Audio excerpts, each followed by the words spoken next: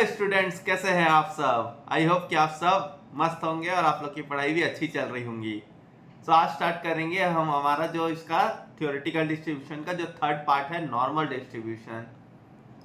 अभी तक हमने बायनोमियल डिस्ट्रीब्यूशन देखा और पॉइजन डिस्ट्रीब्यूशन देखा। वो दोनों क्या था, वो दोनों डिस्क्रीट वेरिएबल के ऊपर बेस्ड थे।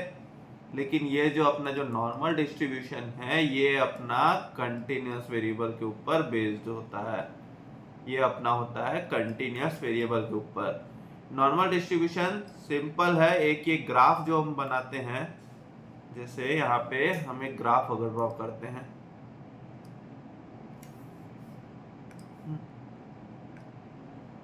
हम यहाँ पे ग्राफ ड्रॉ करते हैं एक,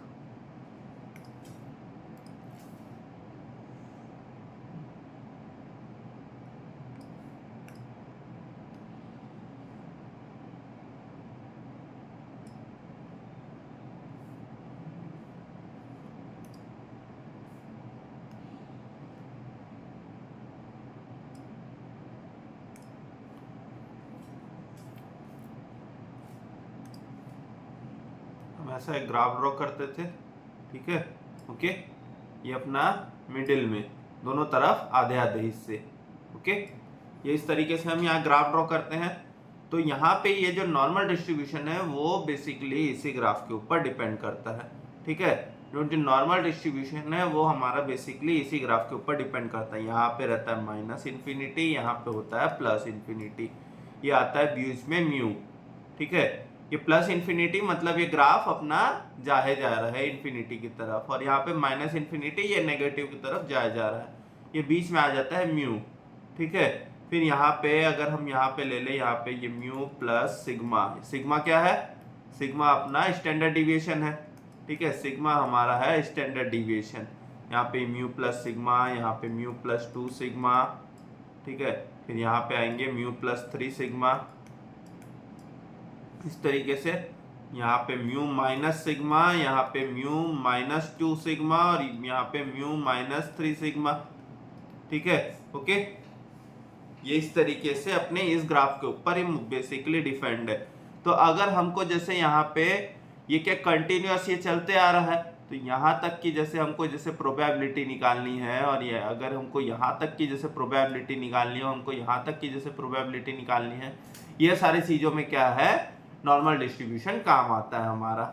ओके, ये सारी चीजों में क्या है, नॉर्मल डिस्ट्रीब्यूशन हमारा काम आता है। बेसिकली ये सिर्फ इस ग्राफ के ऊपर मोस्टली डिपेंड है। ओके, यहाँ पे फॉर्मूलेज भी है, हम उसको आगे आगे देखते हैं। तो ये क्या है, जैसे आप लोग यहाँ पे ग्राफ समझ गए, ये क्या है, म्यू मतलब ये मीन है अपना, म्यू मतलब यहाँ पे मीन है, और ये स्टैंडर्ड डिविएशन, ये कितना डिविएट कर रहा है। दोनों तरफ सेम एरिया होगा, दोनों तरफ ये सिमेट्रिकल ग्राफ होता है। ठीक है, ये होता है हमारा सिमेट्रिकल ग्राफ।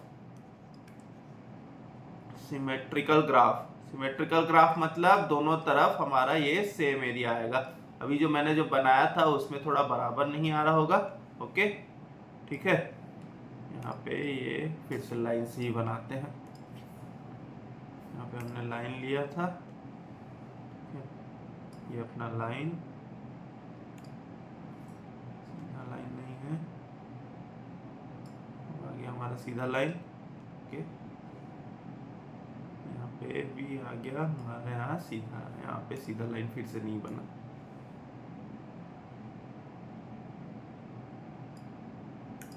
ये लाइन आ गया।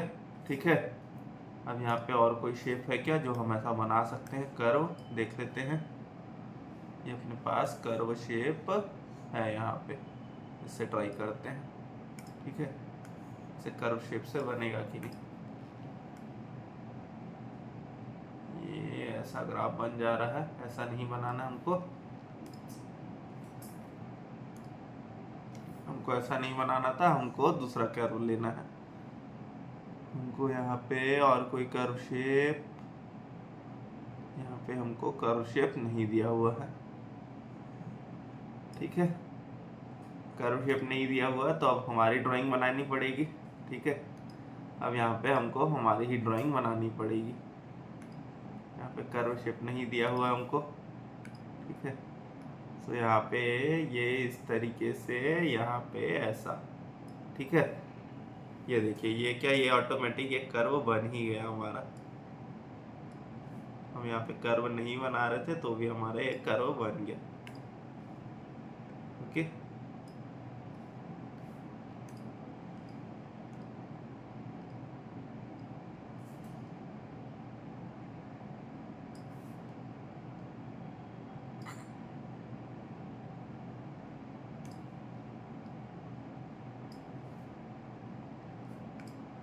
तो ये जो हमारा जो एक कर्व बना है, तो यहाँ पे हम लेंगे, ये आ जाएगा, इसको फिर से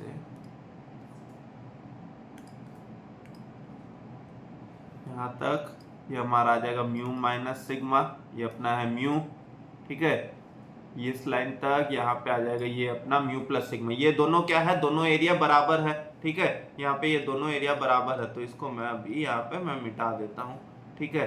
यहाँ पे ये अपना ये दोनों एरिया बराबर है, तो अपन अगर इसको हाईलाइट करते हैं, ठीक है। सो जो ये वाला जो एरिया है अपना, जो ये वाला जो एरिया है, ये पूरा अपना होगा 50%, ओके, ठीक है। और जो ये वाला जो एरिया है ये भी अपना होगा दोनों 50%, दोनों एरिया होगा हमारा यहाँ पे 50%, ओके, ठीक है। यहाँ पे दोनों एरिया होगा हमारा 50%, ये होगा टोटल अपना 50% और ये होगा हमारा टोटल 50%। ये आ जाता है सिमेट्रिकल ग्राफ। तो ये सिमेट्रिकल ग्राफ के ऊपर यहाँ पे अपना ये अपना नॉर्मल डिस्ट्रीब्यूशन बेस्ड है। यहाँ पे देखते हैं क्या दिया हुआ है। देखिए यहाँ पे क्या दिया हुआ है, अभी तक जो हमने जो डिस्कस किया था वो यहाँ पे डिस्क्रीट वेरिएबल के लिए था, लेकिन अब ये जो है हमारा यहाँ पे कंटिन्यूस वेरिएबल के लिए है, ठीक है। It is impossible in case of continuous variable like height और weight, it is impossible to distribute the total probability among different mass points. अलग अलग पॉइंट्स में हम डिस्ट्रीब्यूट नहीं कर सकते, इसलिए क्या है वहां पे यहाँ से लेके वहां तक का प्रोबेबिलिटी निकालना पड़ेगा, ठीक है। Because between any two unequal values there remains an infinite number of values। मतलब देखिए इन दोनों के बीच में बहुत सारे वैल्यूज हैं, ठीक है। यहाँ पे 1 2 3 4, अगर ये इन्फिनिटी तक जा रहा है तो इन दोनों के बीच में बहुत सारे वैल्यूज है। तो हमको अगर यहाँ तक निकालना है तो यहाँ तक बहुत सारे वैल्यूज आएंगे, ठीक है। वो सारे वैल्यूज को हमको एक साथ करके फिर हमको प्रोबेबिलिटी निकालना पड़ेगा, ठीक है। तो उसी का तरीका बताता है ये नॉर्मल डिस्ट्रीब्यूशन, ओके। उसी का ही तरीका बताता है हमारा ये नॉर्मल डिस्ट्रीब्यूशन, ओके। अब यहाँ आगे आते हैं। Thus a continuous random variable is defined in terms of probability density function। मैंने पहले ही बताया था यहाँ पे probability density function होता है, ओके। यहाँ पे होता है अपना probability density function, ठीक है। हम यहाँ आगे आते हैं। देखो अगर हमको ये जैसे ये इंटीग्रेशन पार्ट दिया होता है, अगर हमको जैसे छोटे छोटे पार्ट्स को जैसे जोड़ के अपन को एक का प्रोबेबिलिटी निकालना है तो वो प्रोबेबिलिटी इंटीग्रेशन फंक्शन से ही होता है, ठीक है। ये चीज समझ में आ गया होगा। अब देखिए यहाँ तक क्या था, ये जो हमने जो ग्राफ बनाया था, यहाँ पे था माइनस इन्फिनिटी और यहाँ पे था प्लस इन्फिनिटी, ठीक है। ये माइनस इन्फिनिटी से प्लस इन्फिनिटी तक जा रहा है, ये यहाँ का 50%, यहाँ का 50%, तो पूरी की प्रोबेबिलिटी क्या होगी 1, ठीक है। पूरे की प्रोबेबिलिटी होगी 1। तो यहाँ पे वही चीज लिखा हुआ है F X is equals to, यहाँ पे जो प्रोबेबिलिटी है माइनस इन्फिनिटी से लेके यहाँ तक जा रहा है प्लस इन्फिनिटी, और यहाँ पे F of X D x, ठीक है। यहाँ पे वही चीज दिया हुआ है। यहाँ पे देखिए F of X is equals to 1, F of X D X is equals to, यहाँ पे एफ एक्स नहीं है, यहाँ पे प्रोबेबिलिटी फंक्शन है। तो ये देखिए एफ एक्स क्या है, ये अपना probability function, probability function minus infinity से लेके प्लस इन्फिनिटी तक जा रहा है। अगर इसका हमको इंटीग्रेशन सबको मिलाएंगे तो उसका प्रोबेबिलिटी आ जाएगा 1। ये वही चीज लिखा हुआ, ठीक है, ओके। वैसे इतने सारे चीजें, ये सारी चीजें उतनी इंपॉर्टेंट नहीं है, लेकिन बुक में दिया है, आप लोग को डाउट ना हो करके एक बार सिर्फ डिस्कस कर ले रहे हैं, ओके। अब यहाँ पे the most important and universally accepted continuous probability distribution is known as normal distribution. Though many mathematician, बहुत सारे मैथमेटिशियन ने कंट्रीब्यूट किया इसके डेवलपमेंट में, लेकिन सबसे ज्यादा नाम आ गया गॉसियन का, ठीक है। क्रेडिट ले गए यहाँ पे गॉसियन, बहुत लोग ने काम किया लेकिन क्रेडिट मिल गया गॉसियन डिस्ट्रीब्यूशन, ओके, ठीक है। करता कोई है, क्रेडिट कोई और ले जाता है, ओके। अब आते हैं आगे, जो continuous random variable X is defined to follow normal distribution with parameters mu and sigma square variance. ठीक है, सिग्मा स्क्वायर वेरिएंस। तो हमने भी यहाँ पे वही देखा था, हमने यहाँ पे देखा था ये होता है म्यू, और यहाँ पे जैसे डिविएशन गया तो यहाँ पे ये म्यू पर सिग्मा। ठीक है, हमने यहाँ पे देखा ये डिविएशन गया तो यहाँ पे ये आ गया ना, कर्व वाला लाइन है ना, कर्व वाले लाइन को हटाना है, सिंपल लाइन। ठीक है, हमने देखिए यहाँ पे ऐसे ऐसे हम देख रहे थे, यहाँ पे अब ये दूसरा लाइन, ये म्यू प्लस सिग्मा, फिर यहाँ पे फिर ये तीसरा लाइन बनेगा अपना। थोड़ा सा यहाँ पे पहले बना लेते हैं, वैसे ही इस तरफ भी सेम, वैसे ही हमारा यहाँ पे भी बनेगा। ठीक है,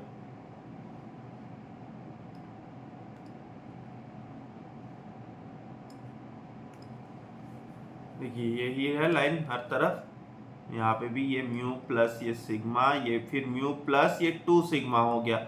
ठीक है, फिर ये म्यू प्लस 3 सिग्मा हो गया। ओके, फिर यहाँ आगे आगे जाते गया। तो वैसे ही यहाँ पे अगर इस साइड नेगेटिव साइड आएंगे तो म्यू माइनस सिग्मा, यहाँ पे फिर यहाँ पे म्यू माइनस 2 सिग्मा, और यहाँ पे म्यू माइनस 3 सिग्मा।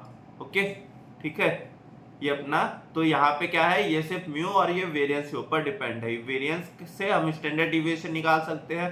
तो ये अपना 2 पैरामीटर्स म्यू और वेरिएंस के ऊपर डिपेंड है। ओके, तो यहाँ पे सपोज ऐसा ही हम इसको ग्राफ लेते हैं, हम यहाँ पे ऐसा ही चार्ट लेते हैं, यहाँ पे ग्राफ। ठीक है, सेम यहाँ पे फिर से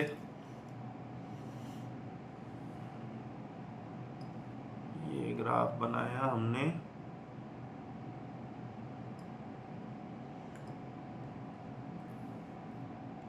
ये हमने बना लिया ग्राफ।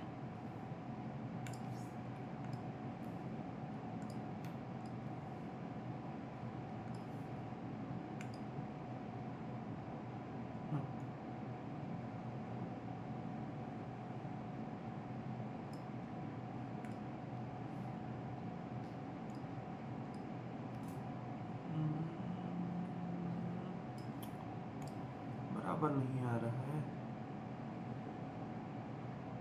ठीक है, जैसा भी आया चला लीजिएगा, कोई नहीं। ठीक है, तो ऐसा हमने ये ग्राफ लिया है ना। अगर मैं यहाँ पे अगर मैं म्यू को ले लेता हूँ 50, तो यहाँ पे आ जाएगा, यहाँ पे 60, यहाँ पे आ जाएगा 70, यहाँ पे आ जाएगा 80।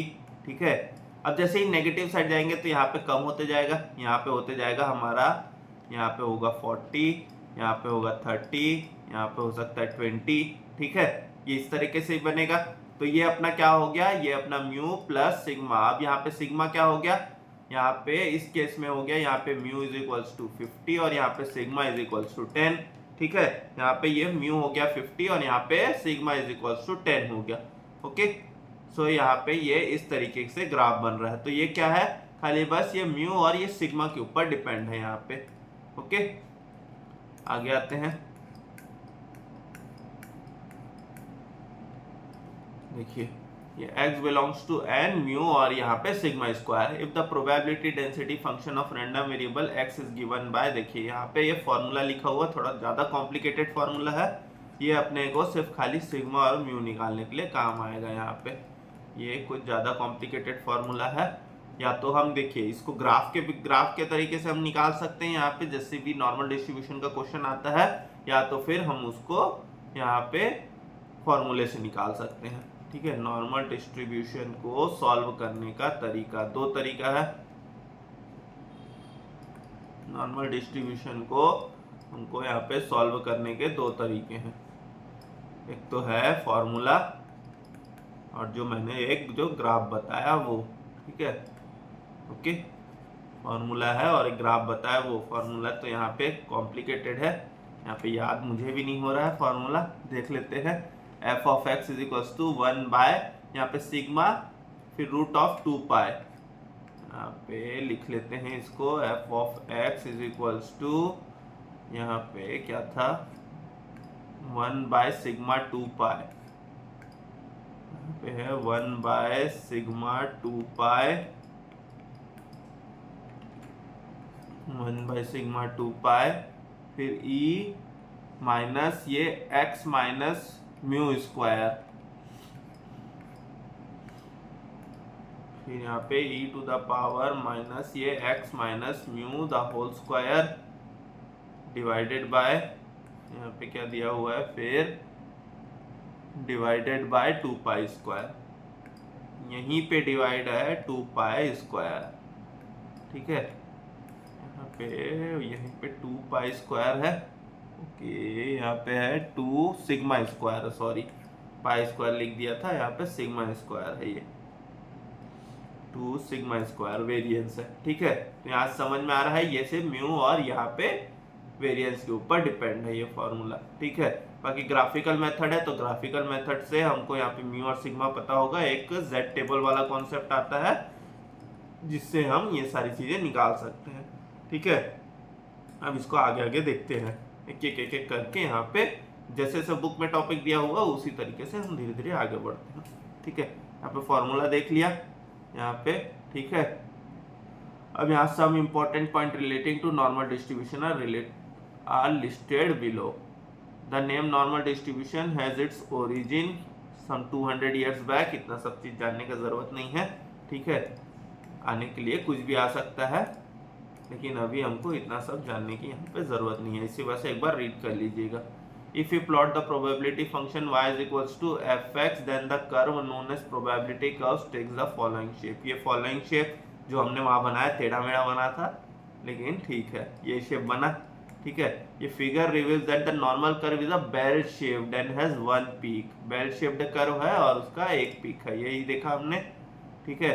हमारा भी बेल शेप्ड कर्व था, okay, which implies that the normal distribution has one unique mode. एक ही मोड होगा, ठीक है। ये जो बीच में ही है वही हमारा मीन मीडियन मोड है, ठीक है। बेल शेप्ड कर्व है यहाँ पे, तो ये जो है यहाँ पे यही हमारा ये मीन मीडियन मोड तीनों यहीं पे है, ठीक है। यही है हमारा यहाँ पे मीन मीडियन और मोड, यही है हमारा मीन मीडियन और मोड, ओके, ठीक है। आगे चलते हैं। The line drawn through x is equals to mu has divided the normal curve into 2 parts which are equal in all respect. यही चीज बताया था मैंने, such a curve is known as symmetrical curve, ये देख चुके हैं हम।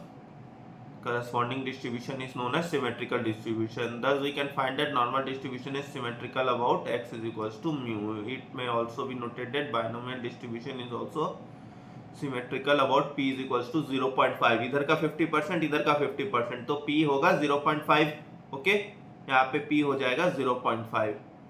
अब यहाँ पे आगे चलते हैं। The total area of the normal curve और the probability curve is taken to be unity. Total area 1 ही होगा, ठीक है। ये सारी चीजें हम देख चुके हैं, ठीक है।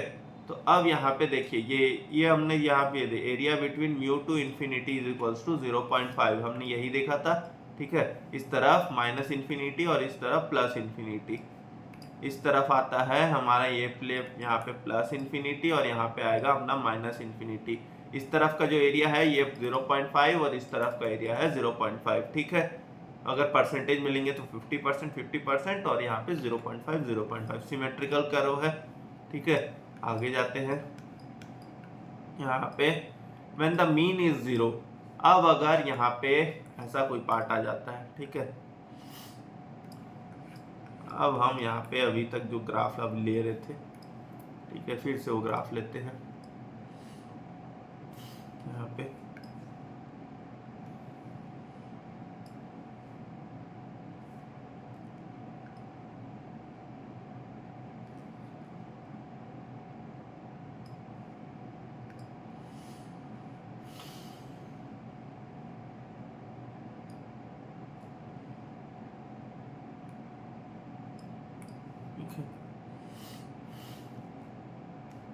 ये हो गया अपना ग्राफ। यहाँ पे पेन ब्रश,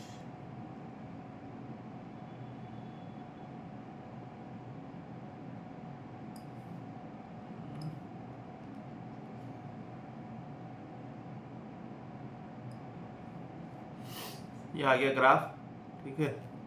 अब अगर हमारा यहाँ पे अगर ये मीन है, अगर हमारा यहाँ पे 0, अगर ये अपना 0 है और यहाँ पे वेरिएंस दिया हुआ है, स्टैंडर्ड डिविएशन दिया हुआ 1, तो यहाँ पे क्या आ जाएगा, यहाँ पे आ जाएगा 1, यहाँ पे आ जाएगा 2, यहाँ पे आ जाएगा 3 और यहाँ से जाते जाते ये प्लस इन्फिनिटी, ठीक है। यहाँ पे आ जाएगा -1, ये -2, यहाँ पे -3 और यहाँ पे माइनस इन्फिनिटी, ठीक है।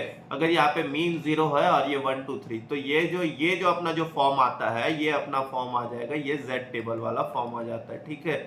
ये अपना आ जाता है जेड टेबल वाला फॉर्म, जहां से हम ये वैल्यूज, अगर हमको जैसे जेड टेबल का वैल्यू निकालना है तो जेड टेबल में हमको यही वैल्यू दिया होगा।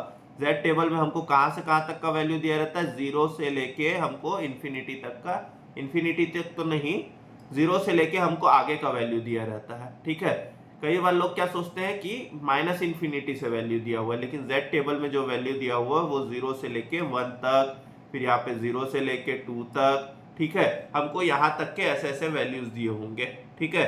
इन दोनों के बीच का भी वैल्यू दिया हो सकता है, यहाँ पे 1.5 का भी वैल्यू दिया होगा, ठीक है। तो अगर हमको कभी जैसे यहाँ पे बीच में 1.5 का वैल्यू निकालना है तो वहां पे हम वो जेड टेबल से निकाल सकते हैं, ओके, ठीक है। यहाँ पे क्या लिखा है, the area between -infinity to 0 and the area between 0 to infinity is 0.5। Same चीज लिखा हुआ है, अगर हमने वहां पे 50 लिया था और यहाँ पे हमने 0 लिया है, कुछ भी ले दोनों तरफ सेम आएगा, ठीक है। अब यहाँ पे फॉर्मूले को चेंज कर दिया, अगर म्यू 0 है और सिग्मा 1 है तो वहाँ पे फॉर्मूला ऐसा बन जाएगा, ठीक है। ई माइनस यहाँ पे जेड स्क्वायर आ गया है, जैसे मैंने अभी बताया वो जेड टेबल वाला कॉन्सेप्ट, ठीक है। यहाँ पे ई माइनस जेड स्क्वायर आ गया। The random variate Z is known as standard normal variate. अब ये जो जेड है उसको बोला जाता है स्टैंडर्ड नॉर्मल वेरिएट, जो हमको आगे काम आता है, या तो स्टैंडर्ड नॉर्मल डिविएट बोला जाता है। तो सपोज अगर यहाँ पे दिया हुआ है, हमको म्यू दिया हुआ है 50, ठीक है, सिग्मा दिया हुआ है यहाँ पे 10, ओके। हमको यहाँ पे म्यू दिया हुआ है 50 और यहाँ पे सिग्मा दिया हुआ है 10। अब हमको अगर वहाँ पे 60 के पास का यहाँ पे प्रोबेबिलिटी निकालना है, f(60), ठीक है। यहाँ पे हमको अगर f(60) निकालना है, ओके। तो हमको यहाँ से अगर हमको z टेबल से निकालना, तो z टेबल से मैं कैसे कर सकता हूँ, 60 - 50/10 करूंगा तो यहाँ पे मेरा z आ जाएगा। यहाँ पे मेरा z क्या है, 1, यहाँ पे मेरा z आ गया 1, ठीक है। अब यहाँ पे हम z टेबल का वैल्यू निकाल सकते हैं, ठीक है। यहाँ पे अब मेरा z आ गया 1, तो अब मैं z टेबल से अब मैं वैल्यू निकाल लूंगा 0 to 1 वाला वैल्यू। 0 to 1 वाला जो भी वैल्यू आएगा वो होगा हमारा आंसर, ठीक है। तो z निकालने के लिए फॉर्मूला है x, यहाँ पे z निकालने के लिए फॉर्मूला है x minus mu upon sigma. ये अपना z निकालने के लिए फॉर्मूला हो जाएगा x minus mu upon sigma, ठीक है, ओके। यहाँ आगे चलते हैं, स्टैंडर्ड नॉर्मल डिविएट, या तो उसको स्टैंडर्ड नॉर्मल डिविएट भी बोलते हैं। The probability that a standard normal value x would take a value less than और equal to a particular value से x equals to x is given by 5x is equals to px less than equal to x। यहाँ पे इसका क्या मतलब हो रहा है, सपोज अगर जैसे मैं यहाँ पे कुछ वैल्यू निकालने जा रहा हूँ, ठीक है। यहाँ पे अगर हम 5 इज इक्वल्स टू 5 1 निकालने जा रहे हैं, ठीक है। यहाँ पे मैं 5 1 निकाल रहा है, मेरे को वैल्यू निकालना है, ठीक है, z टेबल से। तो वो क्या आ जाएगा, प्रोबेबिलिटी ऑफ यहाँ पे x, जो भी हमको वैल्यू निकालना है, ठीक है, x is less than equal to 1, ठीक है। यहाँ पे probability of x less than equal to 1 निकाल जाएगा, ठीक है, ओके। यहाँ पे ये इतना सब, यहाँ पे ज़्यादा दिमाग लगाने की ज़रूरत नहीं है, ठीक है। हमको जो क्वेश्चन जो सॉल्व करना है हम वहाँ तक हम कर चुके हैं काफ़ी सारे। अब यहाँ आगे बस ऐसे ही देख लेते हैं। 5x is known as cumulative distribution function. We also have 5 0 is equals to px, then px is less than equal to 0. Area of the standard normal curve between -infinity and 0 is equals to 0.5, ठीक है। अगर suppose जैसे हमको यहाँ पे z table में कोई सा भी वैल्यू दिया हुआ, अगर z टेबल में हमारा कहाँ का वैल्यू दिया होता है, z टेबल में हमारा इस साइड का ही वैल्यू दिया रहता है, सिर्फ पॉजिटिव वैल्यू, ठीक है। अगर मेरे को सिर्फ यहाँ का निकालना है, मेरे को अगर इस तरफ का निकालना है नेगेटिव साइड का वैल्यू, हाँ, तो यहाँ पे ले लेते हैं एक ऐसी z table gives only positive side value, ठीक है, यहाँ पे लिख लेते हैं। तो अगर मेरे को नेगेटिव साइड का वैल्यू निकालना है, ठीक है, सपोज अगर मेरे को यहाँ पे निकालना है -1 2, यहाँ पे -1 2, देखिए कंटिन्यूस डिस्ट्रीब्यूशन है, तो यहाँ पे मेरे को अगर प्रोबेबिलिटी ऑफ यहाँ पे -1 2 यहाँ पे 1 तक का निकालना है, ठीक है, ओके। अगर मेरे को -1 से 1 तक का निकालना है, या तो अगर मेरे को निकालना है -∞ to 1 तक का निकालना है, ठीक है, अगर मेरे को -∞ to 1 तक का वैल्यू निकालना है, तो हमको यहाँ पे 0 to 1 का वैल्यू तो पता है, हमको यहाँ पे 0 to 1 का वैल्यू तो पता होगा, z टेबल से जो भी वैल्यू आता है वो हम निकाल लेंगे, ठीक है। अब क्या करेंगे, -∞ to 0 कितना होता है, -∞ to 0 होता है अपना 0.5, ठीक है, और 0 to 1 जो भी वैल्यू आया तो यहाँ पे वो प्लस यहाँ पे जो भी वैल्यू आया, सपोज ये x आया तो यहाँ पे मैं x को प्लस कर दूंगा, ठीक है, तो यहाँ पे मेरा -∞ to 1 तक का मेरा वैल्यू आ जाएगा, ठीक है, ओके। जैसे इस तरफ जितना वैल्यू है उतना ही वैल्यू दूसरे तरफ भी होगा, ओके। अब यहाँ आगे आते हैं, the normal distribution is known as by parametric distribution, ये हमने पहले ही देख लिया है क्योंकि ये सिर्फ म्यू और वेरिएंस के ऊपर ये डिपेंड करता है, okay. Properties of normal distribution, सिर्फ फाई का वैल्यू होता है 22/7 और यहाँ पे e⁻⁻θ लिखा हुआ है, equal to 1/e⁻θ is greater than equal to 0। ये सिंपल चीज है, देखिए जहाँ पे ऐसा हमने ये फॉर्मूला जो देखा हुआ है, यहाँ पे ये जो हमने जो फॉर्मूला देखा हुआ है, अब फाई का वैल्यू अगर 22/7 है, ठीक है, फाई का वैल्यू 22/7 है, तो यहाँ पे नेगेटिव वैल्यू नहीं आ सकता, ठीक है, यहाँ पे अपना नेगेटिव वैल्यू नहीं आ सकता, तो यहाँ पे ये वही चीज लिखा हुआ है, ठीक है, 1/e⁻θ is greater than equal to 0, okay, ठीक है। यहाँ पे ये चीज हम पहले ही देख चुके हैं, ये चीज हम पहले ही देख चुके हैं। The mean and normal distribution is given by mu, further since the distribution symmetrical about x equals to mu, it follows that mean median mode of a normal distribution coincide. Coincide मतलब एक ही जगह होंगे, ये मैं पहले ही बता चुका हूँ यहाँ पे, ओके। अब यहाँ आगे आते हैं, the standard deviation of a normal distribution is given by sigma, ठीक है, mean deviation of normal distribution sigma √2/π, ठीक है, सिग्मा √2/π, इसको सॉल्व करेंगे तो 0.8 सिग्मा, ये अपना आ गया मीन डिविएशन। याद कर लीजिए, यहाँ पे कॉन्सेप्ट में जाने की कोई ज़्यादा ज़रूरत नहीं है, ठीक है। यहाँ पे प्रॉपर्टीज में जो जो इम्पोर्टेंट है उसको यहाँ पे लिख लेते हैं। प्रॉपर्टीज में यहाँ पे मीन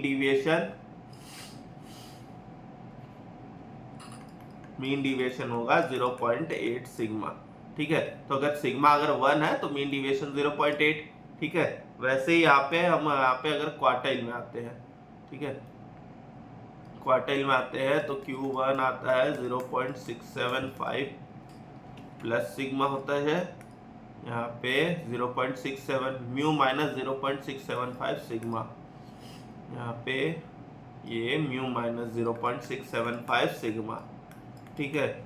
और वैसे यहाँ पे Q3 होता है म्यू प्लस 0.675 सिग्मा। तो ऐसे ही अगर क्वार्टाइल डिविएशन निकालना है तो याद आता है 0.675 सिग्मा, ठीक है। यहाँ पे अगर इसको सॉल्व करेंगे तो ये वही आएगा, ओके, ठीक है। आगे चलते हैं, देखिए ये वही चीज दिया हुआ है, okay. So that quartile deviation is equal to 0.675 sigma. अगर यहाँ पे इसको सॉल्व करके देखोगे तो आपको वही चीज मिल जाएगा, ठीक है, ओके। आगे चलते हैं,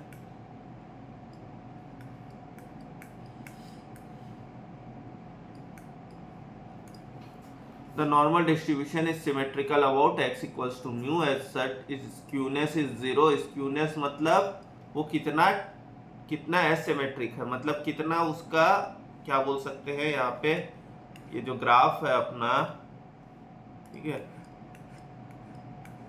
ये दोनों तरफ ये कितना गया हुआ है, ठीक है, ये दोनों तरफ ये कितना टिल्ट हो रहा है। तो यहाँ पे जैसे ये यहाँ पे जैसे ही इसका सिमेट्रिकल आ गया तो ये दोनों तरफ बराबर गया हुआ है, ठीक है, ये दोनों तरफ बराबर गया हुआ है तो उसका फिर स्क्यूनेस 0 हो जाता है, ठीक है। दोनों तरफ ये कितना ज्यादा टिल्ट हो रहा है या फिर कितना ज्यादा जा रहा है तो उसका स्क्यूनेस हो जाता है 0। ओके, ठीक है। यहाँ आगे आते हैं।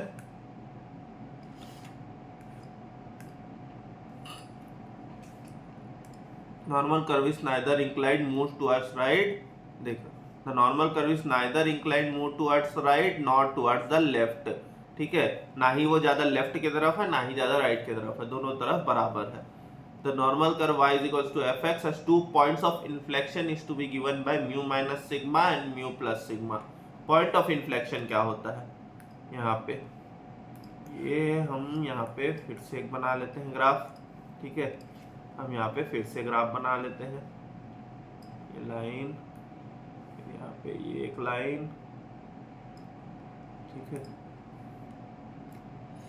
यहाँ पे फिर से ग्राफ, उसके लिए यहाँ पे लाइन, ठीक है।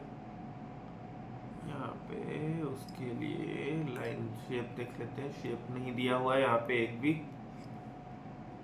अब यहीं से हमारा ब्रश यूज करेंगे, ठीक है। यहाँ पे हमारा ब्रश यूज करेंगे,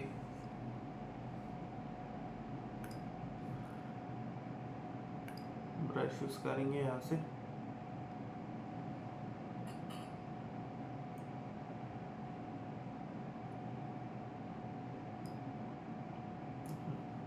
ये हमारा शेप बन गया है, ठीक है। ये इस तरफ आधे आधा टिल्ट होता है, थोड़ा सा पीछे से बना लेते हैं, ठीक है।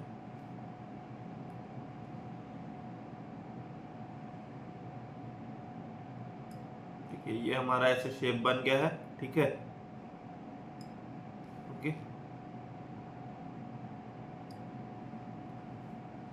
तो ये जो ऐसा जो शेप बना है, अब देखिए ये क्या है, यहाँ से कहीं से बीच से ये ऊपर जा रहा है, ये अपना कॉनकेव बन रहा है, ठीक है।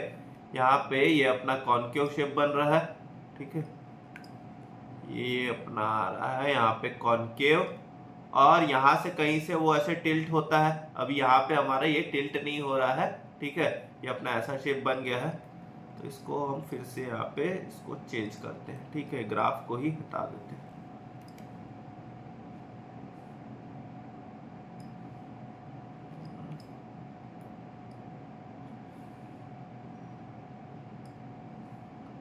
जैसे क्या हम जैसे बनाते हैं, हम अगर बनाते हैं तो इस तरीके से, ठीक है।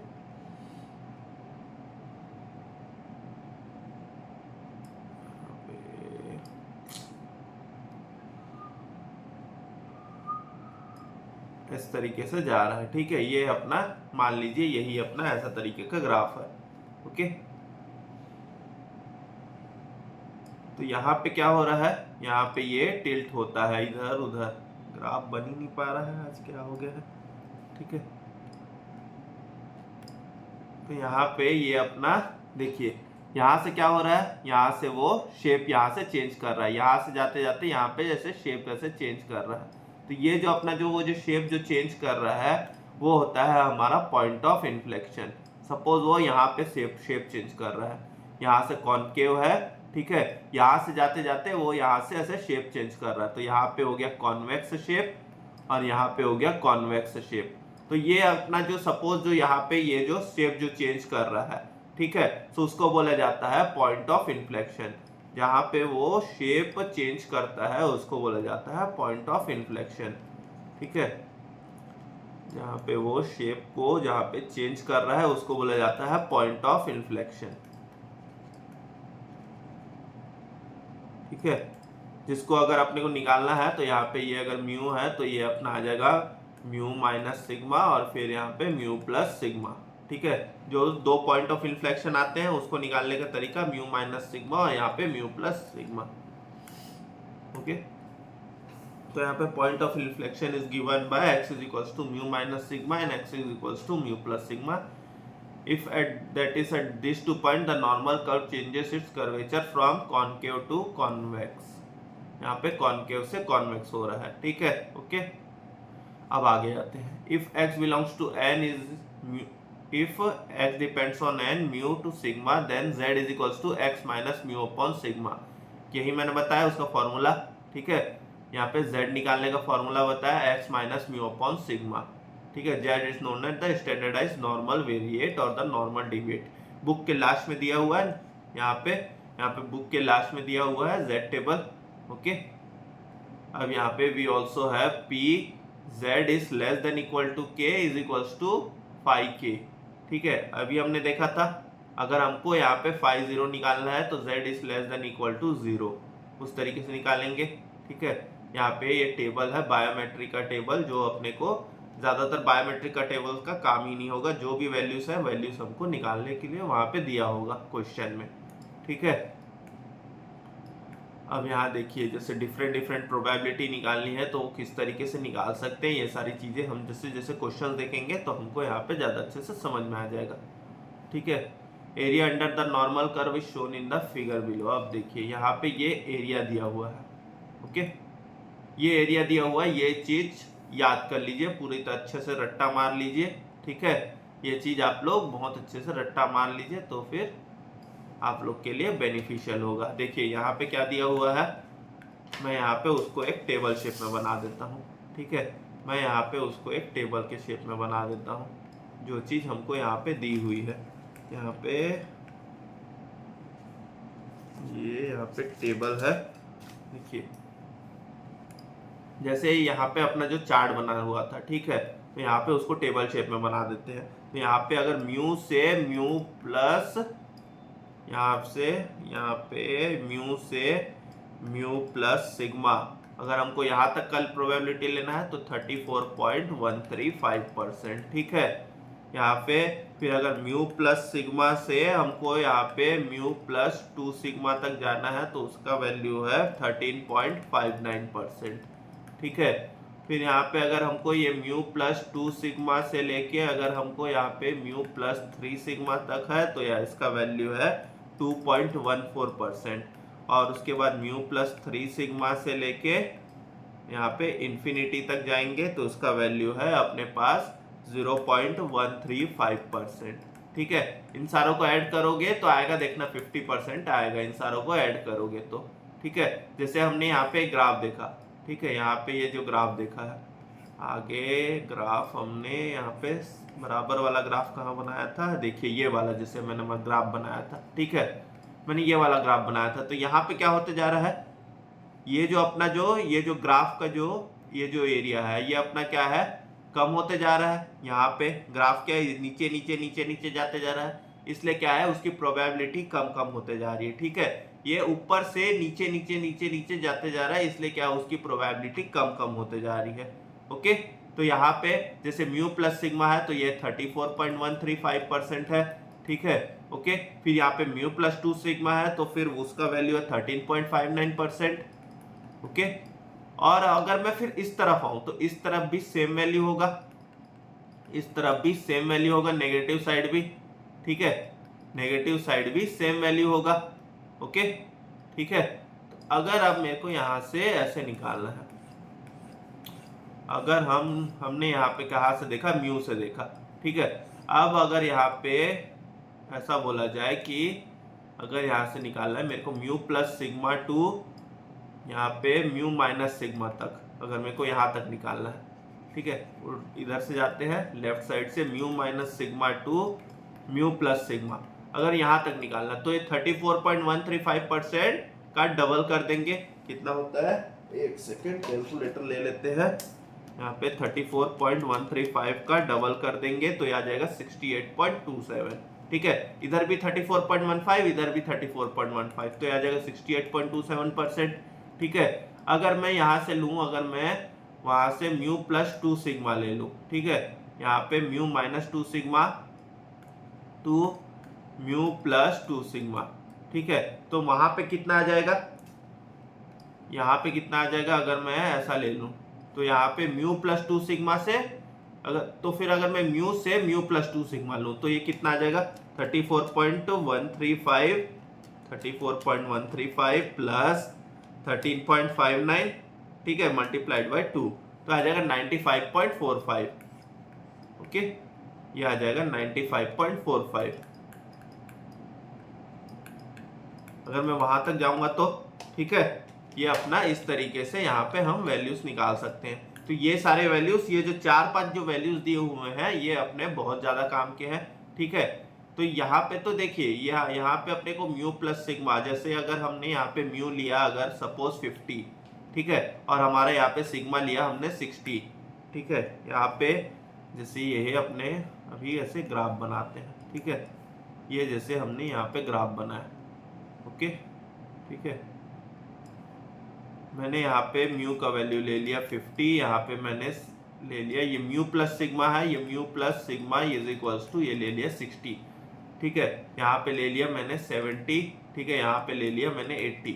अब अगर मुझे यहाँ पे बीच का कोई वैल्यू निकालना, मुझे यहाँ पे अगर 65 निकालना है, ठीक है, तो 65 तो मैं यहाँ से नहीं निकाल सकता। ठीक है, 65 तो मैं यहाँ से नहीं निकाल सकता, उसके लिए मुझे Z टेबल का यूज करना पड़ेगा। ठीक है, अब मैं यहाँ पे 65 नहीं निकाल सकता, तो उसके लिए मुझे यहाँ पे Z टेबल का यूज करना पड़ेगा। ठीक है, तो यहाँ पे अगर जैसे सिंपल अगर ये डायरेक्ट ऐसे वैल्यूज दिए हुए हैं तो हमको यहाँ पे याद है तो हम उस बेस पे निकाल सकते हैं, लेकिन अगर वैसे वैल्यूज नहीं दिए हुए हैं तो फिर हमको यहाँ पे Z टेबल का यूज करना पड़ेगा। ओके, ठीक है, अब आगे जाते हैं। यहाँ पे आगे क्या दिया हुआ है, ये सारे वैल्यूज दिए हुए हैं। तो देखिए यहाँ पे ये जो वैल्यूज दिया हुआ है अगर आप लोग देखेंगे तो ये अपना है म्यू प्लस सिग्मा, ठीक है, ये अपना है म्यू प्लस 2 सिग्मा, ये अपना है म्यू प्लस 3 सिग्मा, ये वाला वैल्यू। ठीक है, फिर अपना है ये आगे इन्फिनिटी तक का, ओके, ये है अपना आगे इन्फिनिटी तक का। फिर अगर इस तरीके से भी देखें तो यहाँ पे ये mu minus 3 sigma, mu minus 2 sigma, ये म्यू माइनस सिग्मा, ठीक है, ओके, फिर यहाँ पे बीच में आ गया म्यू, फिर ये म्यू से म्यू प्लस सिग्मा, ओके, ठीक है, ओके, यहाँ पे इस तरीके से, सॉरी ये यहाँ तक ऐसा था, x माइनस इन्फिनिटी का यहाँ पे था, ये देखिए ये ग्राफ है शेडेड, ठीक है, ये -2 ये -3 तक के ये बीच का, ठीक है, -2 सिग्मा से -3 सिग्मा तक के बीच का, ठीक है, माइनस सिग्मा से -2 सिग्मा तक के ये बीच का, ठीक है, फिर म्यू से ये म्यू माइनस सिग्मा तक के बीच का, ठीक है, फिर ये म्यू से म्यू प्लस सिग्मा तक के बीच का वैल्यू, ओके, ये यहाँ तक का वैल्यू ऐसा दिया हुआ है। ये अपना रीजन वाइज डिवाइड कर दिया गया है, तो ये जो शेडेड रीजन है वो आगे से यहाँ तक का, ठीक है, फिर जो लास्ट का ये रीजन है ये लास्ट इन्फिनिटी तक, ठीक है, म्यू प्लस 3 सिग्मा से इन्फिनिटी तक, यहाँ पे वैल्यूज आगे पीछे इधर हो गई है, ठीक है, ओके। तो अब यहाँ पे देखिए फिगर से हम यहाँ पे वैल्यू पता कर पा रहे हैं, ठीक है, तो ये सारी चीजें आप याद रख लीजिए, जो हमने वहाँ पे जो छोटा सा जैसी जो टेबल बनाया है अब वहाँ से वो चीजें देख सकते हैं, ठीक है। अब यहाँ पे आगे अलग अलग तरीके दिए हुए हैं यहाँ पे निकालने के लिए, प्रोबेबिलिटी रिजल्ट्स निकालने के लिए, जैसे हमने अभी देखा म्यू माइनस सिग्मा से अगर हमको यहाँ पे म्यू प्लस सिग्मा तक निकालना तो हमने निकाला 0.68, ठीक है, और हमको जैसे म्यू माइनस 2 सिग्मा से म्यू प्लस 2 सिग्मा तक निकाला 0.95, ये हमने निकाला था वैल्यू, ओके। सो हम इस तरीके से यहाँ पे वैल्यूज निकाल सकते हैं, ओके। आगे जाते हैं, आगे आते हैं यहाँ पे, if x and y are independent normal variables with means and standard deviation as mu1 and mu2 and sigma1 sigma2, then z is equals to x plus y also follows the normal distribution mean and mu plus mu1 plus mu2 and sd sigma1 plus sigma2, ठीक है। यहाँ पे same तरीका है, अगर जैसे independent है और वहाँ पे जैसे हम अगर सम करते हैं तो वहाँ पे सिग्मा भी हम वहाँ पे फिर म्यू और सिग्मा ऐसे निकाल सकते हैं, एडिटिव प्रॉपर्टी। जैसे अगर वहाँ पे 2 म्यूज दिए हुए हैं, 2 मीन दिए हुए हैं, 2 स्टैंडर्ड डिविएशन दिए हुए हैं, तो दोनों को ऐड कर दीजिए, ओके, ठीक है। यहाँ पे नॉर्मल एप्लीकेशंस दिए हुए हैं, इसको देख सकते हैं। Normal distribution is not restricted to statistics only, many science subject, social science, management, commerce etcetera find many applications for normal distribution. Most of the continuous variable like height, weight, wage, profit etc. follow normal distribution. Basically हमको life में इतना काम आता नहीं है, ठीक है, ये सारी चीजें, तब भी कहीं ना कहीं हो सकता है कुछ ना कुछ काम आ जाए, ठीक है। when n the number of trials of a binomial distribution is large and p the probability of success is moderate, that is neither too large nor too small, then binomial distribution also tends to normal distribution. ठीक है, Poisson distribution also for large value of m approaches normal distribution. Such transformation become necessary as it is easier to compute probability under the assumption. काफी सारी चीजें लिखी हुई हैं, एक बार पढ़ना चाहे तो पढ़ सकते हैं. ओके, ठीक है. एग्जाम्पल्स देख लेते हैं. यहाँ पे एग्जाम्पल्स क्वेश्चन भी देख लेते हैं कुछ. तो जैसे ये पहला वाला एग्जाम्पल देख लेते हैं. For a random variable x the probability density function is given bye. यहाँ पे फॉर्मूला लिखा हुआ है, डायरेक्ट यहाँ पे हमको फॉर्मूला लिखा हुआ है. ठीक है, यहाँ पे वो फॉर्मूला को सिंप्लीफाई करके लिखा हुआ है और यहाँ से हमको मीन और वेरिएंस निकालना है. तो यहाँ पे क्या दिया हुआ है क्वेश्चन नंबर, ये एग्जाम्पल नंबर क्या है 16.14 है क्या 20 है यहाँ पे 16.20. ठीक है, f of x is equals to, यहाँ पे f of x is equals to e to the power minus x minus 4 का whole square upon root of pi. ठीक है, e to the power minus ये x माइनस 4 का whole square upon यहाँ पे root of pi. ठीक है, हमारा फॉर्मूला क्या होता था, हमारा फॉर्मूला होता था यहाँ पे 1 बाय सिग्मा 2 पाई. ठीक है, 1 बाय सिग्मा 2 पाई ऐसा कुछ होता था फॉर्मूला. ठीक है, यहाँ पे देख लेते हैं 1 बाय सिग्मा इंटू 2 पाई ऐसा ही फॉर्मूला होता था. फॉर्मूला थोड़ा सा ट्रिकी है. ठीक है, e to the power minus x minus mu का whole square divided by 2 into variance. ठीक है, 2 सिग्मा स्क्वायर ऐसा ही होता था हमारा फॉर्मूला. ठीक है, यहाँ पे हमारा फॉर्मूला ऐसा ही होता था. ठीक है, देखिए वही है formula divide by 2 sigma square. तो अब यहाँ पे देखिए ये x माइनस म्यू आ गया. ठीक है, अगर मैं इसको यहाँ पे इस फॉर्म पे लिखूं, ठीक है, यहाँ पे मैं अगर इसको इस फॉर्म पे लिखूं, यहाँ पे सारी चीजें यहाँ पे सिंप्लीफाई करके दी होंगी. तो यहाँ पे अगर यहाँ पे सिग्मा नहीं है, ठीक है, यहाँ पे अगर यहाँ पे देखिए यहाँ पे 2 सिग्मा होना चाहिए था, यहाँ पे 2 पाई नहीं है, सॉरी यहाँ पे 2 पाई होना चाहिए था, यहाँ पे 2 पाई नहीं है. तो मतलब ये सिंप्लीफाई हो चुका है. ठीक है, यहाँ पे ये सिंप्लीफाई हो चुका है. तो अगर यहाँ पे ये सिंप्लीफाई हो चुका है तो यहाँ पे सिग्मा का वैल्यू क्या होगा, सिग्मा का वैल्यू होगा 1/2. तभी ये 2 यहाँ पे खत्म होगा. ठीक है, सिग्मा का वैल्यू होगा 1/2, तभी वहाँ पे 2 वो खत्म होगा, नहीं तो वो सॉल्व नहीं हो सकता. ठीक है, यहाँ पे भी देखिए, यहाँ पे भी अगर ये जैसे यहाँ पे देखिए वेरिएंस यहाँ ऊपर का यहाँ पे 2 सिग्मा स्क्वायर नहीं दिया हुआ है. यहाँ पे अपने को अगर देखिए ये फॉर्मूले से हमको म्यू तो डायरेक्ट समझ में आ रहा है, म्यू इज इक्वल्स टू 4 है, मीन इज इक्वल्स टू 4. तो यहाँ से हम मीन तो निकाल लेंगे. यहाँ पे मीन इज इक्वल्स टू 4. ठीक है, यहाँ पे सिग्मा स्क्वायर कुछ नहीं दिया हुआ है, सिग्मा स्क्वायर हमको पता नहीं चल पा रहा है. लेकिन क्या है, जैसे ही हम यहाँ पे डिवाइड कर रहे हैं 2 सिग्मा स्क्वायर, तो यहाँ पे कुछ नहीं आ रहा है. तो यहाँ पे अगर यहाँ पे कुछ नहीं आ रहा है तो सिग्मा स्क्वायर होगा 1/2. ठीक है, यहाँ पे होगा सिग्मा स्क्वायर होगा 1/2. तभी अगर मैं यहाँ फॉर्मूला में 2 इंटू 1/2 करूंगा तो एक कट होके 1 आ जाएगा, तो वहाँ पे कुछ नहीं बचेगा. ठीक है, तो वहाँ पे सिग्मा स्क्वायर आ गया 1/2. तो अपना सिग्मा क्या आएगा, सिग्मा आ जाएगा अपना यहाँ पे 1/√2. यहाँ पे सिग्मा आ जाएगा 1/√2. अब यहाँ पे देखते हैं, अगर मैं यहाँ पे लिखूँ 1/√2, ठीक है, 1/√2 इंटू ये √2 इंटू पाई. ठीक है, √2 इंटू पाई कर दूंगा तो ये √2 कैंसिल हो जाएगा, तो ये सिर्फ खाली पाई बच जाएगा, जो अपना ये बचा.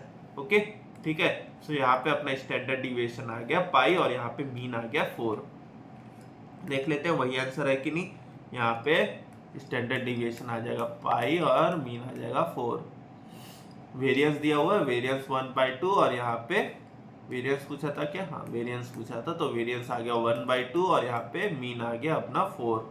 ओके, ठीक है, यहाँ पे अपना स्टैंडर्ड डिविएशन और यहाँ पे वेरिएंस आ गया. अब क्वेश्चन नंबर ये 16.21. If 2 quartiles of a normal distribution are 47.30 and 52.70, what is the mode of the distribution? Also find the mean deviation about median of this distribution. Quartile निकाल सकते हैं mu minus 0.675 sigma. ठीक है, यहाँ से हमारा mu निकल जाएगा तो मीन आ जाएगा। तो मीन, मीडियन और मोड तो सब सेम होता है इस क्वेश्चन में। ठीक है, यहाँ पे मीन, मीडियन, मोड सेम होता है। ओके, ये सिंपल सा क्वेश्चन है, ये आप लोग देख सकते हैं। ठीक है, यहाँ पे कुछ कॉम्प्लिकेशंस नहीं है। जिसमें कुछ कॉम्प्लिकेशंस होंगे वो मैं आप लोग को बताने की कोशिश करूंगा। ओके, यहाँ पे find the points of inflection of the normal curve. यहाँ पे पॉइंट ऑफ इन्फ्लेक्शन, तो यहाँ से हम यहाँ पे म्यू और यहाँ से सिग्मा निकाल सकते हैं। ठीक है, ये फॉर्मूला हमको दिया हुआ है, फॉर्मूले में वैल्यूज पुट किया हुआ है, तो यहाँ से हम म्यू और सिग्मा निकाल सकते हैं। तो यहाँ से डायरेक्ट समझ में आ रहा है, देखिए x माइनस म्यू, तो यहाँ पे म्यू आ गया 10 और सिग्मा आ गया 4। ठीक है, तो यहाँ पे म्यू और सिग्मा निकालिए, तो यहाँ म्यू माइनस सिग्मा और mu plus sigma, point of inflection आ जाएगा। काफी इजी क्वेश्चन था। ठीक है, ऐसे ही इजी क्वेश्चंस ही आएंगे बेसिकली। ठीक है, ज्यादा कॉम्प्लिकेटेड क्वेश्चंस नहीं दिखेंगे आपने को, यहाँ पे इजी क्वेश्चंस ही दिखेंगे। थोड़ा सा कॉम्प्लिकेटेड टॉपिक है, लेकिन जहाँ पे ज्यादा कॉम्प्लिकेटेड टॉपिक होता है वहीं से हमको इजी क्वेश्चंस आ जाते हैं। ठीक है, जो अपने को टॉपिक लगता है कि ये अपना टॉपिक इजी हो सकता है, वहां से वो लोग टफ क्वेश्चंस बना के दे देते हैं। ठीक है, अब यहाँ पे question 16.23, if x is a standard normal variable such that p 0 x is less than equal to 0 and x is greater than equal to 0 and x is less than equal to b is equals to a, what is the value of p modulus of x greater than equal to b। ठीक है, यहाँ पे modulus of x greater than equal to b बोला है। ठीक है, तो यहाँ पे क्या होगा देख सकते हैं, यहाँ पे देखिए, यहाँ पे क्या लिखा हुआ है, p x is greater than equal to b। तो ये यहाँ पे फिर हमने क्या किया, यहाँ पे उसको 1 माइनस बी वाले फॉर्म में लेगा। देख लेते हैं यहाँ पे क्वेश्चन नंबर, यहाँ पे एग्जाम्पल नंबर कौन सा है, यहाँ पे 16.24 है शायद। ओके, एग्जाम्पल नंबर है 16.23 है, 16.23। ठीक है, यहाँ पे क्वेश्चन क्या दिया हुआ है, p यहाँ पे 0, ये x और ये b is equals to a दिया हुआ है। हमको निकालना है यहाँ पे निकालना है प्रोबेबिलिटी ऑफ ये modulus of x greater than equal to b। ठीक है, सो यहाँ पे देखिए modulus of x greater than equal to b लिखा हुआ है। अब हम इसको मैं ऐसा लिख सकता हूँ माइनस p, तो यहाँ पे x less than equal to b हो जाएगा। ठीक है, यहाँ पे अगर ये x अगर less than equal to b है, ठीक है, तो उसका जो भी वैल्यू है, ठीक है, x is greater than equal to b निकालने के लिए यहाँ पे 1 माइनस यहाँ पे p x less than equal to b कर सकता हूँ। ठीक है, हमने देखा है प्रोबेबिलिटी ऑफ a और यहाँ पे प्रोबेबिलिटी ऑफ a कॉम्प्लीमेंट। ठीक है, probability of a is equals to 1 minus probability of a complement, ऐसा तरीके से हमने देखा हुआ था। ठीक है, प्रोबेबिलिटी ऑफ अगर a कॉम्प्लीमेंट लेता हूँ तो 1 माइनस प्रोबेबिलिटी ऑफ a, ये इस तरीके से आ सकता है। तो ये अपना एक हिसाब से ये अपना प्रोबेबिलिटी ऑफ a हो गया और ये अपना प्रोबेबिलिटी ऑफ a कॉम्प्लीमेंट हो गया। ठीक है, अब यहाँ पे क्या है, यहाँ पे मॉड्यूलस था। ठीक है, यहाँ पे मॉड्यूलस था, तो यहाँ पे मॉड्यूलस मतलब नेगेटिव वैल्यू भी। ठीक है, यहाँ पे मॉड्यूलस मतलब नेगेटिव वैल्यू भी, तो यहाँ पे b, यहाँ पे minus b less than equal to x और यहाँ पे greater than equal to b। ठीक है, यहाँ पे नेगेटिव वैल्यू भी ले रहे थे, तो मतलब ये माइनस b से b तक जाएगा। ठीक है, यहाँ पे मॉड्यूलस ऑफ x मतलब ये माइनस b से b तक जाएगा। ठीक है, अब मैं इसको दो पार्ट में डिवाइड कर देता हूँ। मैं यहाँ पे 0 से माइनस b तक का अलग ले लेता हूँ और यहाँ पे जो 0 से b तक का अलग ले लेता हूँ। ठीक है, यहाँ पे ये दो पार्ट्स में हम इसको डिवाइड कर सकते हैं। तो यहाँ पे इसको मैं अगर डिवाइड कर दूं तो यहाँ पे 0, ये x और ये b। ठीक है, यहाँ पे प्रोबेबिलिटी ऑफ यहाँ पे 0 x और b। ठीक है, माइनस ऑफ यहाँ पे प्रोबेबिलिटी ऑफ ये माइनस ऑफ यहाँ पे p ऑफ यहाँ पे ये आ जाएगा माइनस b यहाँ पे x और ये 0 तक। ठीक है, यहाँ पे माइनस b x और 0 तक। ओके, ये इस तरीके से आ जाएगा। ठीक है, ये चीज समझ में आ गया, माइनस b से 0 तक ले लिया और हमने 0 से b तक ले लिया। ओके, हमने यहाँ पे दोनों ले लिया। अब हमको लेकिन ये वाला वैल्यू तो दिया नहीं हुआ है, ये वाला वैल्यू दिया हुआ है क्वेश्चन में। ठीक है। तो इसको मैं यहाँ पे कन्वर्ट कर दूंगा।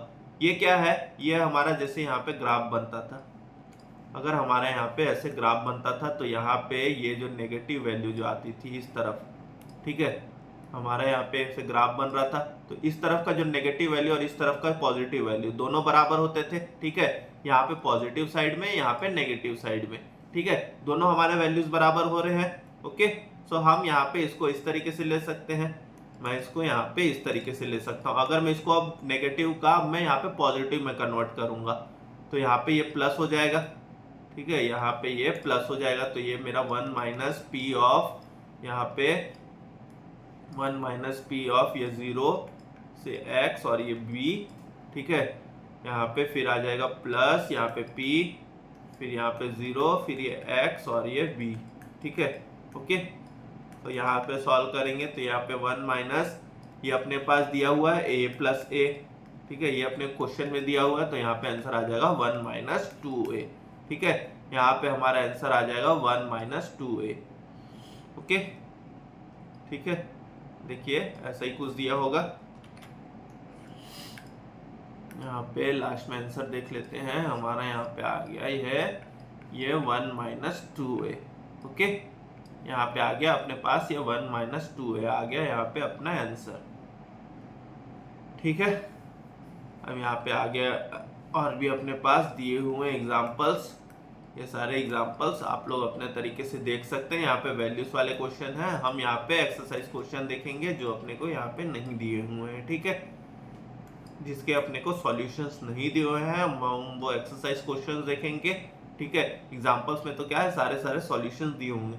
उसके बाद भी अगर आप लोग को कुछ भी अगर डाउट हो, अगर आप लोग को समझ में ना आता हो तो डिस्क्रिप्शन बॉक्स में ईमेल आईडी दी हुई है मेरी, आप वहां से मुझे ईमेल कर सकते हैं, मैं वो क्वेश्चंस को आपको वहां से समझाने की पूरी कोशिश करूंगा, ठीक है। स्टेप वाइज सॉल्यूशन देने की कोशिश करूंगा आप लोग को, जिस तरीके से ये चीज समझ में आ जाए, ठीक है। या तो आप मुझे कमेंट सेक्शन में भी बता सकते हैं। तो यहाँ पे ये अपना यहाँ पे पूरा ये टॉपिक खत्म होता है आज थ्योरेटिकल डिस्ट्रीब्यूशन का। आगे कुछ यहाँ पे बचा तो हुआ नहीं है, यहाँ पे अपने पास एग्जाम्पल्स है काफी सारे, ठीक है। एग्जाम्पल्स आप अपने तरीके से एक बार एग्जाम्पल्स को जरूर से गो थ्रू कीजिएगा, क्योंकि कई बार एग्जाम्पल्स के क्वेश्चंस आ जाते हैं, ठीक है। यहाँ पे अपने को कुछ प्रॉपर्टीज दी हुई हैं आगे, उसको एक बार देख लेते हैं, ठीक है। यहाँ पे इस प्रॉपर्टीज को देख लेते हैं। यहाँ पे दिया हुआ है standard normal distribution, if a continuous variable a z follows standard normal distribution to be denoted z is equals to n + 0, ठीक है। यहाँ पे देखिए, अगर जैसे हमने देखा था x minus mu upon sigma, वो था अपना z, तो वहां पे x minus mu upon sigma square ही बन रहा था, ठीक है। तो उसको क्या लिख दिया गया, उसको माइनस z स्क्वायर लिख दिया गया, ठीक है। x minus mu square upon z square लिख रहे अपॉन सिग्मा स्क्वायर था, ठीक है। अगर हम उसको एक साथ कर देते x minus mu upon sigma, तो वहां पे क्या आ जाता, हमारा z आ जाता, तो उसको direct minus z square upon 2 लिख दिया गया है, ठीक है। ओके, उसको हमारा वहां पे z स्क्वायर माइनस 2 लिख दिया गया है। यहाँ पे देखिए क्या था फॉर्मूला, ये है अपना f of x is equals to, यहाँ पे था, यहाँ पे अपना फॉर्मूला था 1 अपॉन यहाँ पे सिग्मा और यहाँ पे 2 पाई रूट 2 पाई, ठीक है, रूट ऑफ 2 पाई, यहाँ पे e 1 था कि यहाँ पे 1 ही था, बार बार ये फॉर्मूला में कंफ्यूजन हो जा रहा है। माइनस ये था x माइनस म्यू अपॉन यहाँ पे स्क्वायर अपॉन यहाँ 2 इंटू सिग्मा स्क्वायर, ठीक है। अब क्या है, यहाँ पे इसको मैं ऐसा लिख सकते हैं x माइनस म्यू अपॉन यहाँ पे सिग्मा का ऐसा होल स्क्वायर, ठीक है, और यहाँ पे 2 अलग से, यहाँ पे मल्टीप्लाइड बाय 1/2, इसको अलग से लिख सकते हैं, ये वाला पार्ट को खाली लिख रहा हूँ मैं, ठीक है। तो यहाँ पे x minus mu upon sigma होता है z, तो यहाँ माइनस z स्क्वायर अपॉन 2, ये वही फॉर्मूला हमको वहां पे दे दिया गया है, ठीक है। यहाँ पे अगर ये हमको वही फॉर्मूला को चेंज करके दे दिया गया है, ऐसा करके ऐसा दे दिया हुआ है, ठीक है, यही चीज है। Okay, some important properties of z are listed below, z as mean median mode and all equal to 0, all equal to 0 क्योंकि z टेबल हमारा 0 से स्टार्ट होता है, ठीक है, z टेबल हमारा 0 से स्टार्ट होता है। Okay, standard deviation of z is 1, standard deviation 1 रहता है। Also the approximate values of mean deviation and quartile deviation are 0.8 and 0.675 respectively. देखा था हमने मीन डिविएशन 0.8 सिग्मा, तो अगर यहाँ पे Z1 है तो मीन डिविएशन 0.8 और quartile deviation 0.675। The standard normal distribution is symmetrical about Z equals to 0। जब Z इक्वल्स टू 0 रहेगा तो दोनों तरफ बराबर, ठीक है। The 2 points of inflection of the probability curve of the standard normal distribution are -1 and 1। -1 and 1 कैसे? u minus sigma, तो यहाँ पे 0 -1 तो यहाँ आएगा -1, और एक आता था म्यू प्लस सिग्मा तो आता था 0 + 1 = 1, ठीक है। वही चीज है, ओके, ये अपना वही चीज दिया हुआ है।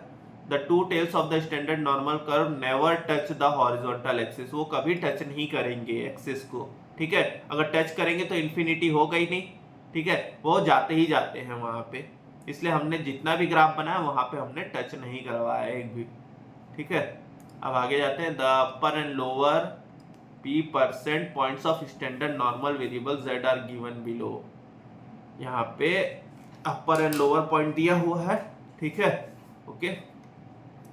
यहाँ पे एक अपर एंड लोअर पॉइंट दिया हुआ है, यहाँ पे अलग अलग वैल्यूज लिखी हुई हैं, ठीक है। देखना चाहें देख सकते हैं। If x bar denotes the arithmetic mean of a random sample of a size n drawn from a normal population, then z is equals to √n x bar minus mu upon sigma, ठीक है। If x bar denotes the arithmetic mean of a random sample size, कोई भी random sample size का हमने arithmetic निकाल लिया drawn from a normal population, फिर उसके बाद अगर उसका हमको z निकालना है तो उसका ये फॉर्मूला है, ठीक है। एक बार देख लीजिएगा यहाँ पे ये फॉर्मूला, ओके। तो ये इस चैप्टर में अगर आप ज़्यादा कॉन्सेप्चुअली जाएंगे तो आप लोग को बहुत ज़्यादा मुश्किल हो सकता है, क्योंकि देखिए इस चैप्टर से क्वेश्चंस भी ज़्यादा नहीं आएंगे। आने के लिए 2-3 मार्क्स के क्वेश्चंस आते हैं, ठीक है। 2-3 मार्क्स के क्वेश्चंस के लिए आप इतना ज़्यादा अगर अपना दिमाग वहाँ पे खपा देंगे तो फिर आपको वहाँ पे मुश्किल हो सकती है, ठीक है। तो कोशिश कीजिए कि जितने ज़्यादा आप फॉर्मूले आप अच्छे से याद कर पाए उतना अच्छा है, ठीक है। क्योंकि अगर यहाँ पे हम 2-3 मार्क्स छोड़ के अगर हम बाकी सारे चैप्टर्स में भी ध्यान देते हैं तो भी हमारे काफ़ी अच्छी चीज़ें कवर हो जाती है, ओके, ठीक है। लेकिन ऐसा नहीं है कि पूरी तरीके से इसको छोड़ देना है। कोशिश कीजिएगा कि इसके फॉर्मूले से याद कर सके और बेसिक हम यहाँ पे क्वेश्चन बना सके, क्योंकि कई बार ऐसे अगर अपने पास आ जाते हैं चैप्टर्स तो उससे काफ़ी इजी क्वेश्चंस आते हैं और वहाँ पे एग्जाम में देख के ऐसा लगता है कि काश इसका फॉर्मूला पता होता तो हम इसको सॉल्व कर सकते थे। ये तो काफ़ी इजी क्वेश्चन है। यहाँ पे डायरेक्ट फॉर्मूला बेस भी डायरेक्ट क्वेश्चन आ जाता है, सीधा आपको म्यू और सिग्मा दे दिया जाएगा और आपको वहाँ पे प्रोबेबिलिटी फंक्शन पूछ लिया जाएगा, ठीक है। सो अगर आप उस तरीके से देखें तो आपको यहाँ पे फॉर्मूले से अगर आप अच्छे से याद कर लेंगे तो आपको काफ़ी अच्छा है, ठीक है। सो अब हम मिलते हैं नेक्स्ट क्लास में और इसके एक्सरसाइज के साथ। तब तक के लिए गुड बाय एवरीवन। अच्छे से पढ़ते रहिए, अपने सेहत का ज़रूर ध्यान रखिएगा, स्वस्थ रहे, मस्त रहे। Bye bye everyone.